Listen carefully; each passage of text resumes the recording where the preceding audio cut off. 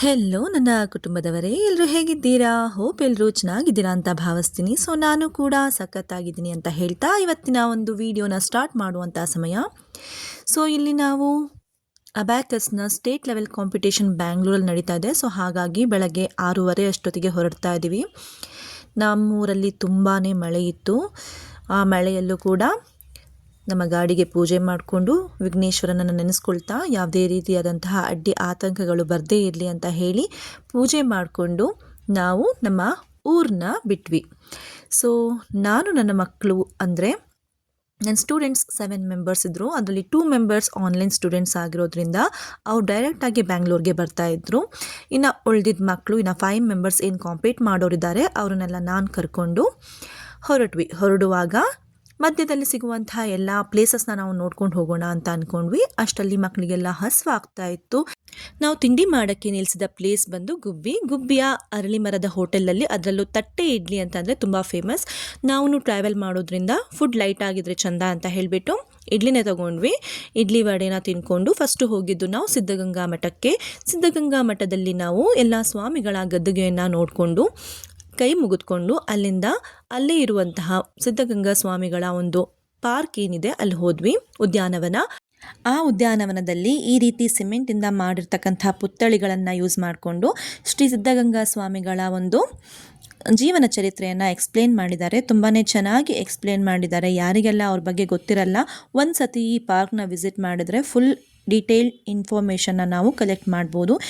So ಮಕ್ಕಳು ಕೂಡ ತುಂಬ ಕ್ಯೂರಿಯಾಸಿಟಿಯಿಂದ ಮ್ಯಾಮ್ ಅವರೆಲ್ಲ ಯಾರು, ಏನು ಮಾಡ್ತಾ ಇದ್ದಾರೆ ಅಂತೆಲ್ಲ ಕ್ವೆಶನ್ ಕೇಳಕ್ಕೆ ಸ್ಟಾರ್ಟ್ ಮಾಡಿದ್ರು. ಸೊ ಅವ್ರ ಕ್ಯೂರಿಯಾಸಿಟಿ ನೋಡಿ ನನಗೂ ಕೂಡ ತುಂಬ ಖುಷಿ ಆಯಿತು. ಯಾಕಂದರೆ ಪ್ರಶ್ನೆ ಮಾಡಿದ್ರೆ ಮಾತ್ರ ಇನ್ನಷ್ಟು ನಾಲೆಡ್ಜ್ನ ನಾವು ಗೇನ್ ಮಾಡೋಕ್ಕೆ ಸಾಧ್ಯ. ಸೊ ಹಾಗಾಗಿ ಮಕ್ಕಳಿಗೆ ನಾನು ಎಲ್ಲ ಇನ್ಫಾರ್ಮೇಷನ್ನು ಕ್ಲೀನಾಗಿ ಎಕ್ಸ್ಪ್ಲೇನ್ ಮಾಡ್ತಾ ಕರ್ಕೊಂಡು ಬಂದೆ.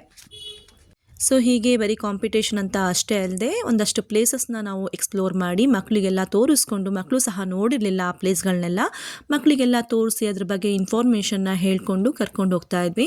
ಮಕ್ಕಳು ಕೂಡ ಎಲ್ಲೂ ಕೂಡ ನನಗೆ ತೊಂದರೆ ಕೊಟ್ಟಿಲ್ಲ, ಹೇಳಿದ ಮಾತನ್ನ ಅಚ್ಚುಕಟ್ಟಾಗಿ ಕೇಳಿಕೊಂಡು ತುಂಬ ಚೆನ್ನಾಗಿ ನಮಗೆ ಸಪೋರ್ಟ್ ಮಾಡಿದ್ರು. ಹೀಗೆ ಮುಂದೆ ಹೋಗುವಾಗ ಅಲ್ಲಿ ಒಂದು ಪಾರ್ಕ್ ಸಿಗುತ್ತೆ, ಮಕ್ಕಳಿಗೆ ಆಟ ಆಡೋಕ್ಕೆ ತುಂಬ ಒಳ್ಳೆಯ ಜಾಗ ಇದೆ. ಮಕ್ಕಳು ಕೂಡ ಒಂದಷ್ಟೊತ್ತು ಆಟ ಆಡಿ ರೆಸ್ಟ್ ಮಾಡಿ ಖುಷಿಪಟ್ಟರು. ಒಬ್ಬೊಬ್ಬರು ಜೋಕಾಲಿ ಆಡಿದ್ರೆ ಇನ್ನೊಬ್ಬರು ಜಾರು ಬಂಡೆ ಆಟ ಆಡಿದ್ರು. ಇದೇ ರೀತಿ ತುಂಬ ಚೆನ್ನಾಗಿ ಎಂಜಾಯ್ ಮಾಡಿಕೊಂಡ್ರು ಮಕ್ಕಳು. ನೋಡಿ ಹೇಗಿದೆ ಎಲ್ಲ ಅಡ್ವೆಂಚರಸ್ ಆಟಗಳು ಸಹ ಇದ್ವು, ಅದನ್ನು ಕೂಡ ತುಂಬ ಎಂಜಾಯ್ ಮಾಡಿಕೊಂಡು ಮಕ್ಕಳು ಆಟ ಆಡಿದ್ರು. ತಿಂಡಿ ಮಾಡಿದ್ದಾಯಿತು, ಒಂದಷ್ಟು ಪ್ಲೇಸ್ನ ಎಕ್ಸ್ಪ್ಲೋರ್ ಮಾಡಿ ಅದ್ರ ಬಗ್ಗೆ ಇನ್ಫಾರ್ಮೇಷನ್ನ ಎಲ್ಲ ನೋಡಿದ್ದಾಯಿತು. ಅದಾದಮೇಲೆ ಅಲ್ಲೇ ಇದ್ದಂತಹ ಸಿಬ್ಬಂದಿಗಳು ಎಲ್ಲಿಂದ ಬಂದಿದ್ದೀರಾ, ಎಲ್ಲಿಗೆ ಹೋಗ್ತಾ ಇದ್ದೀರಾ ಅಂತೆಲ್ಲ ಸ್ವಲ್ಪ ವಿಚಾರಣೆ ಮಾಡಿ ಊಟ ಮಾಡ್ಕೊಂಡು ಹೋಗಿ, ದಾಸೋಹ ರೆಡಿ ಇದೆ ಅಂತಂದರು. ಅವಾಗ ತಾನೇ ತಿಂಡಿ ಮಾಡಿದ್ರಿಂದ ತಿಂಡಿ ಮಾಡೋಕ್ಕೆ ಆಗಲಿಲ್ಲ ನಮಗೆ. ಸೊ ಅಲ್ಲಿಂದ ನೆಕ್ಸ್ಟ್ ಹೋಗಿದ್ದೆ ನಾವು ನಾಮದ ಚಿಲುಮೆ ಅನ್ನುವಂಥ ಒಂದು ಪ್ಲೇಸ್ಗೆ. ಹೆಸರೇ ಹೇಳೋ ರೀತಿ ಶ್ರೀರಾಮನ ನಾಮದ ಬಗ್ಗೆ ಇರುವಂಥ ಒಂದು ಐತಿಹ್ಯ ಪ್ಲೇಸ್ ಆಗಿದೆ ಇದು. ಸೊ ಏನಪ್ಪ ಇತಿಹಾಸ ಅಂತಂದರೆ, ಒಂದು ದಿನ ರಾಮ ಬೆಳಗ್ಗೆ ಕುತ್ಕೊಂಡು ನಾಮ ಹಚ್ಕೊಳ್ಳೋಕ್ಕೆ ನೀರನ್ನ ಹುಡುಕ್ತಾ ಇರುವಾಗ ನೀರೆಲ್ಲೂ ಸಿಗೋದಿಲ್ವಂತೆ. ಸೊ ಹಾಗಾಗಿ ಅಲ್ಲೇ ಇದ್ದಂಥ ಒಂದು ಬಂಡೆಗೆ ಬಾಣವನ್ನು ಹೊಡೆದು ಅಲ್ಲಿಂದ ನೀರು ತಕ್ಕೊಂಡ್ರು. ಮತ್ತು ಆ ನೀರು ಎಂದಿಗೂ ಬತ್ತಿಲ್ಲ, ಇಂದಿಗೂ ಕೂಡ ನೀರು ಚಿಮ್ತಾನೇ ಇದೆ ಅನ್ನುವಂಥ ಒಂದು ಇತಿಹಾಸ ಈ ಸ್ಥಳಕ್ಕಿದೆ. ಅದೇ ಸ್ಥಳದಲ್ಲಿ ಒಂದಷ್ಟು ಜಿಂಕೆಗಳನ್ನು ಅವರು ಸಾಕೊಂಡಿದ್ದಾರೆ. ನೋಡಿ ಎಷ್ಟು ಜಿಂಕೆಗಳು ಮತ್ತು ಮಂಗಗಳು ತುಂಬ ಇದ್ವು ಅಲ್ಲಿ. ಅದಾದಮೇಲೆ ನಾವು ಹೋಗಿದ್ದು ಮಂದಾರಗಿರಿ ಪರ್ವತ. ಸೊ ಅಲ್ಲಿ ಒಂದು ಜೈನ್ ಟೆಂಪಲ್ ಇದೆ, ಎಲ್ಲರೂ ನೋಡಲೇಬೇಕಾದಂತಹ ಒಂದು ಪ್ಲೇಸ್. ತುಂಬ ಸಖತ್ತಾಗಿದೆ ಆ್ಯಕ್ಚುಲಿ. ಮೇಲೆ ಹತ್ತಾ ಇದ್ದರೆ ಎಷ್ಟು ಗಾಳಿ ಅಂದರೆ ಅಷ್ಟು ಗಾಳಿ, ಮಾತಾಡೋಕ್ಕೆ ಕಣ್ಣು ಬಿಡೋಕ್ಕೆ ಸಮೇತ ಆಗ್ತಾ ಇರಲಿಲ್ಲ, ಅಷ್ಟೊಂದು ಗಾಳಿ ಇತ್ತು. ಹೀಗೆ ಮಕ್ಕಳಿಗೆಲ್ಲ ಕರ್ಕೊಂಡೋಗಿ ತೋರಿಸಿದ್ವಿ. ಫಸ್ಟು ದೇವರ ದರ್ಶನ. ದೇವರು ಅಂತಂದರೆ ಅಲ್ಲಿರುವಂಥ ಗುರುಗಳು ತುಂಬ ಇದ್ದಾರೆ ಅಲ್ಲಿ. ಲೈಕ್ ವೈಸ್ ಪಾರ್ಶ್ವನಾಥ ಅವ್ರ ಟೆಂಪಲ್ ಎಲ್ಲ ಇದೆ. ಮತ್ತು ಕ್ಷೇತ್ರಪಾಲಕ ಅಂತಲೂ ಒಂದು ಟೆಂಪಲ್ ಇದೆ ಅಲ್ಲಿ. ಸೊ ಹೀಗೆ ಎಲ್ಲ ಟೆಂಪಲ್ಸ್ನ ನೋಡಿಕೊಂಡು ನಾವು ಮುಂದೆ ಹೋದರೆ ಅಲ್ಲಿ ಬೋಧಿ ವೃಕ್ಷದ ಕೆಳಗೆ ಬುದ್ಧ ಕೂತಿರುವಂಥದ್ದು, ಅದರ ಕೆಳಗೆ ಒಂದಷ್ಟು ಜನಗಳಿಗೆ ಬೋಧನೆಯನ್ನು ಮಾಡ್ತಿರ್ತಕ್ಕಂಥ ಒಂದು ಮಾನ್ಯುಮೆಂಟ್ಸ್ನ ಮಾಡಿದ್ದಾರೆ. ಎಷ್ಟು ಸಖತ್ತಾಗಿದೆ ಅಂತಂದರೆ ನಿಜವಾಗ್ಲೂ ತುಂಬ ಅಂದರೆ ತುಂಬ ಚೆನ್ನಾಗಿದೆ. ಒಂದೊಳ್ಳೆ ಪೀಸ್ಫುಲ್ ಪ್ಲೇಸ್ ಆಗಿದೆ. ಮೇಲೆ ನಿಂತ್ಕೊಂಡು ನೋಡಿದ್ರೆ ಬೆಟ್ಟ ಕೆಳಗೆ ಹೇಗೆ ಕಾಣುತ್ತೆ ಅಂತಂದರೆ ಸ್ವರ್ಗ ಅಂತಲೇ ಹೇಳ್ಬೋದು. ತುಂಬ ಸಖತ್ತಾಗಿದೆ. ಹಾಗೆ ಅದಕ್ಕೆ ವ್ಯಾಲ್ಯೂ ಆ್ಯಡೆಡ್ ಅನ್ನೋ ರೀತಿ ಫುಲ್ ಮೋಡ ಇತ್ತು ವಾತಾವರಣ, ಬಿಸಿಲು ಕೂಡ ಇರಲಿಲ್ಲ, ಸಖತ್ತಾಗಿತ್ತು. ಸೊ ಇದಾದಮೇಲೆ ಮಕ್ಕಳು ನೋಡಿ ಹೇಗೆ ಎಂಜಾಯ್ ಮಾಡ್ತಾ ಇದ್ದಾರೆ ಅಂತ ಹೇಳಿಬಿಟ್ಟು ಕೆಳಗಿನ ವ್ಯೂ ನೋಡಿ ಹೇಗಿದೆ ಅಂತ ತೋರಿಸ್ತೀನಿ ನಾನು ಇವಾಗ. ಕೆಳಗಡೆ ಬೆಟ್ಟ ಗುಡ್ಡ ಅಲ್ಲಿರುವಂತಹ ಒಂದು ನೇಚರ್ ತುಂಬ ಚೆನ್ನಾಗಿತ್ತು. ಅದಾದಮೇಲೆ ನಾವು ಸ್ವಲ್ಪ ಹೊತ್ತು ರೆಸ್ಟ್ ಮಾಡಿ ಅಲ್ಲಿಂದ ನಾವು ಹೊರಟಿದ್ದು ಬೆಂಗಳೂರು ರೀಚ್ ಆದ ತಕ್ಷಣ ಫಸ್ಟ್ ನನಗೆ ಹೋಗಬೇಕು ಅಂತ ಇದ್ದಿದ್ದು ಹೊನ್ನವ ಮಂತ್ರಾಲಯಕ್ಕೆ.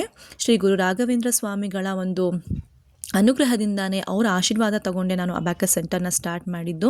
ಸೊ ಇವತ್ತು ನಾನು ಅದರ ಮೊದಲ ಪ್ರತಿಫಲವಾಗಿ ನಾನು ಫಸ್ಟ್ ಸ್ಟೇಟ್ ಲೆವೆಲ್ ಕಾಂಪಿಟೇಷನ್ನ ಅಟೆಂಡ್ ಮಾಡ್ತಾ ಇದ್ದೀನಿ. ಹಾಗೆ ಹೋಗಿ ಅಲ್ಲಿ ದೇವರ ಪ್ರಸಾದ ಮಧ್ಯಾಹ್ನದ ಊಟ ಇತ್ತು, ಅದನ್ನು ತಗೊಂಡು ದೇವ್ರ ದರ್ಶನ ಎಲ್ಲ ಮಾಡಿಕೊಂಡು ನೆಕ್ಸ್ಟ್ ಬಂದಿದ್ದು ನಾವು ಕಂಠೀರವ ಸ್ಟುಡಿಯೋಗೆ ಬಂದ್ವಿ. ಅಲ್ಲಿ ಒಂದಷ್ಟು ಶೂಟಿಂಗ್ಸ್ ನಡೀತಾ ಇತ್ತು. ಸೊ ಅದನ್ನೆಲ್ಲ ಸ್ವಲ್ಪ ಹೊತ್ತು ನೋಡಿ ಸರಿಗಮಪ ಏನು ನಡೆಯುತ್ತೆ ಅಲ್ವಾ ಕಾರ್ಯಕ್ರಮ, ಅದು ಕೂಡ ಇಲ್ಲೇ ಶೂಟ್ ಆಗೋದಂತೆ. ಈ ಮನೆ ಸೆಟಪ್ ಏನು ನೋಡ್ತಾ ಇದ್ದೀರಾ, ಇದು ಸೀರಿಯಲಲ್ಲಿ ಬರ್ತಿರ್ತಕ್ಕಂಥ ಶ್ರೀ ರಾಘವೇಂದ್ರ ಮಹಾತ್ಮೆ ಅಂತ ಏನು ಸೀರಿಯಲ್ ಬರ್ತಾ ಇತ್ತಲ್ಲ ಅದಕ್ಕೆ ಮಾಡಿರ್ತಕ್ಕಂಥ ಒಂದು ಸೆಟ್ ಅಂತೆ. ಸೊ ಇದೆಲ್ಲ ಪೂರ್ತಿ ಕಾರ್ಡ್ಬೋರ್ಡಿಂದನೇ ಮಾಡಿದ್ದಾರೆ ನೋಡಿ. ಇಲ್ಲಿ ಬಂದರೆ ಈಗ ವಟಾರ ಮನೆಗಳು ಹೇಗೆ ತೋರಿಸ್ತಾರೆ ಅಲ್ವಾ, ಫಿಲಮ್ಗಳಲ್ಲಿ ಆಗಲಿ ಸೀರಿಯಲ್ಗಳಲ್ಲಿ ಆಗಲಿ ವಟಾರಗಳೇನು ತೋರಿಸ್ತಾರೆ ಅದೆಲ್ಲ ರಿಯಲ್ ಆಗಿರಲ್ಲ, ಇದೆಲ್ಲ ಕೂಡ ಕಾರ್ಡ್ಬೋರ್ಡಿಂದನೇ ಮಾಡಿದ್ದಾರೆ ನೋಡಿ. ಒಳಗೆ ಹೋಗಿ ನೋಡಿದ್ರೆ ಯಾವ ರೀತಿ ಇದೆ ಅಂತ ಹೇಳಿಬಿಟ್ಟು ಹೊರಗಡೆಯಿಂದ ಅಷ್ಟೇ ಅದು ಮನೆಗಳ ಥರ ಕಾಣುತ್ತೆ, ಬಟ್ ರಿಯಲ್ ವಾಸಕ್ಕೆ ಯೋಗ್ಯವಾಗಿರೋದಿಲ್ಲ. ಸೊ ಹೀಗೆ ಅಂಗಡಿಗಳು ಮನೆಗಳು ಎಲ್ಲದನ್ನು ಸಹ ಕಾರ್ಡ್ಬೋರ್ಡಲ್ಲಿ ಮಾಡಿಬಿಟ್ಟು ಶೂಟ್ ಮಾಡ್ತಾರೆ. ಮಕ್ಕಳಿಗೆಲ್ಲ ತುಂಬ ಆಶ್ಚರ್ಯ, ಅವರಿಗೆ ಹಿಂಗೂ ಮಾಡ್ತಾರಾ ಕಾರ್ಡ್ಬೋರ್ಡಲ್ಲಿ ಈ ರೀತಿ ಮನೆಯೆಲ್ಲ ಮಾಡ್ತಾರಾ, ಇದೆಲ್ಲ ನಿಜ ಅಲ್ವಾ ಹಾಗಾದರೆ ಫಿಲ್ಮ್ಸಲ್ಲಿ ಬರೋದು ಅಂತ ತುಂಬ ಆಶ್ಚರ್ಯವಾಗಿ ನೋಡ್ತಾ ಇದ್ರು. ಸೊ ಇದಾದಮೇಲೆ ನಾವು ಅವ್ರಿಗೆ ಕರ್ಕೊಂಡು ಹೋಗಿದ್ದು ರಾಜ್ಕುಮಾರ್ ಅವ್ರ ಸ್ಮಾರಕ. ಅದ್ರ ಪಕ್ಕನೇ ಕಂಠೀರವ ಸ್ಟುಡಿಯೋ ಪಕ್ಕನೇ ಇದೆ ರಾಜ್ಕುಮಾರ್ ಅವ್ರ ಸ್ಮಾರಕ, ಅಂಬರೀಷ್ ಅವ್ರ ಸ್ಮಾರಕ, ಪುನೀತ್ ರಾಜ್ಕುಮಾರ್ ಅವ್ರದ್ದು ಮತ್ತು ಪಾರ್ವತಮ್ಮ ರಾಜ್ಕುಮಾರ್ ಅವ್ರದ್ದು ಇಷ್ಟೆಲ್ಲ ಸ್ಮಾರಕಗಳನ್ನ ಅವ್ರಿಗೆ ತೋರಿಸ್ಕೊಂಡು ಹಾಗೆ ಅಲ್ಲಿ ಒಂದಷ್ಟು ಫೋಟೋಸ್ನ ಕ್ಲಿಕ್ ಮಾಡಿಕೊಂಡು ನಾವು ನಮ್ಮ ಮುಂದಿನ ಪ್ರಯಾಣವನ್ನು ಬೆಳೆಸಿದ್ದು ಇಸ್ಕಾನ್ ಟೆಂಪಲಲ್ಲಿ ದೇವ್ರ ಫೋಟೋ ತೆಗಿಯೋಂಗಿರಲಿಲ್ಲ, ಕ್ಯಾಮ್ರಾಸ್ ಯೂಸ್ ಮಾಡೋ ಹಾಗಿರಲಿಲ್ಲ. ಸೊ ಹಾಗಾಗಿ ಜಾಸ್ತಿ ಕ್ಯಾಪ್ಚರ್ ಮಾಡ್ಕೊಳ್ಳೋಕ್ಕಾಗಿಲ್ಲ. ಒಂದಷ್ಟು ಪಾರ್ಟ್ ಆಫ್ ದ ವಿಡಿಯೋ ಮಾತ್ರ ನಾನು ಕ್ಯಾಪ್ಚರ್ ಮಾಡ್ಕೊಳ್ಳೋಕ್ಕೆ ಸಾಧ್ಯ ಆಯಿತು. ಇಷ್ಟೆಲ್ಲ ಸಪೋರ್ಟಿವ್ ಆಗಿ ನನಗೆ ನನ್ನ ಹಸ್ಬೆಂಡ್ ನನ್ನ ಜೊತೆ ಬಂದಿದ್ದು ತುಂಬಾ ಖುಷಿ ಆಯಿತು. ಯಾರಿಗೇ ಆಗಲಿ ಏನಾದರೂ ಸಾಧಿಸಬೇಕು ಅಂತಂದರೆ ಹಿಂದೆ ಒಬ್ಬರು ಇರಲೇಬೇಕು. ನನಗೆ ನನ್ನ ಫ್ಯಾಮಿಲಿ, ನನ್ನ ಹಸ್ಬೆಂಡ್ ಏನಿದ್ದಾರೆ ತುಂಬಾ ಸಪೋರ್ಟಿವ್ ಆಗಿದ್ದಾರೆ ನೋಡಿ. ಇದು ಇಸ್ಕಾನ್ ಟೆಂಪಲ್. ಆಮೇಲೆ ಅಲ್ಲಿ ಪ್ರಸಾದ ತಗೊಂಡು ನೆಕ್ಸ್ಟ್ ಹೊರಟಿದ್ದೆ ರೂಮ್ ಹುಡ್ಕೋಕ್ಕೆ. ನಾವು ರೂಮ್ ಹುಡ್ಕೋಕೆ ಹೋಗೋಷ್ಟರಲ್ಲಿ ಆಗಲೇ 7:30 ಆಗೋಗಿತ್ತು. ರೂಮ್ ಎಲ್ಲಿ ಹುಡ್ಕೋದು, ಬ್ಯಾಂಗ್ಳೂರಲ್ಲಿ ಇದ್ದಿದ್ದು ಅಫೋರ್ಡೆಬಲ್ ಪ್ರೈಸಲ್ಲಿ ಒಳ್ಳೆ ಜಾಗ ಸೇಫ್ಟಿ ಆಗಿರಬೇಕು ಅಂತ ಹುಡ್ಕೋದು ತುಂಬಾ ಕಷ್ಟ.